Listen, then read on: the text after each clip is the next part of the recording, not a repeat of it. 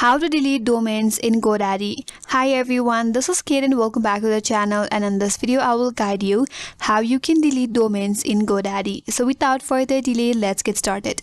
First of all, go to godaddy.com and make sure to log in into your account. So once you're logged in, if you get this kind of interface, navigate to your profile name at the top right corner, click on it and head towards My Products. That's gonna take you to your products section. Now to get to your domain, click on My Account from this menu bar at the top.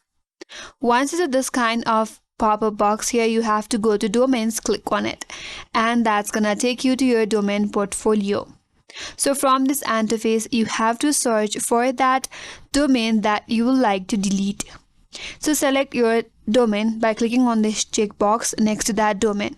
Once you do that, you could go to the More option at the top bar, click on More. After that, you will have an option to delete your domain. Click on Delete. After that, read the warning carefully, and once you confirm your deletion, click on Yes or OK to confirm it.